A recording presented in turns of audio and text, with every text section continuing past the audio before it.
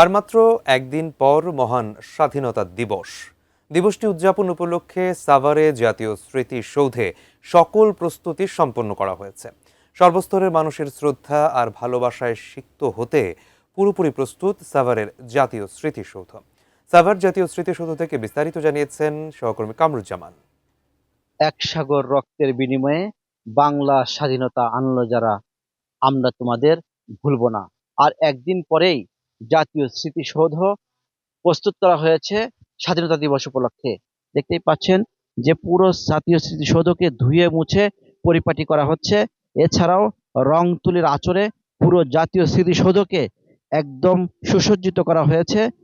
সৌন্দর্য বর্ধনে কিন্তু ফুল গাছ লাগানো, এছাড়াও সিসিটিভি স্থাপন, আলোকসজ্জা, এছাড়াও কিন্তু প্রশাসনের পক্ষ থেকেও নেওয়া হয়েছে কয়েক স্তরের নিরাপত্তা ব্যবস্থা। সাদা পোশাকে গোয়েন্দা বিভাগ, বিজিবি, এছাড়াও যে এসএসএফ এর কাছে কিন্তু এরই মধ্যে বুঝিয়ে দেওয়া হয়েছে জাতীয় স্মৃতিসৌধ।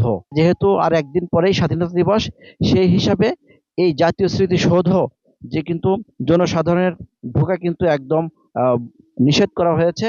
জাতীয় স্মৃতিসৌধে প্রথমে রাষ্ট্রপতি, এরপরে কিন্তু প্রধানমন্ত্রী, এরপর বিদেশি কূটনৈতিক সহ বিরোধী দলীয় নেতাকর্মীরা শ্রদ্ধা নিবেদন করবেন। এরপরে পরে কিন্তু খুলে দেওয়া হবে জাতীয় স্মৃতিসৌধ আপামর জনতার জন্য।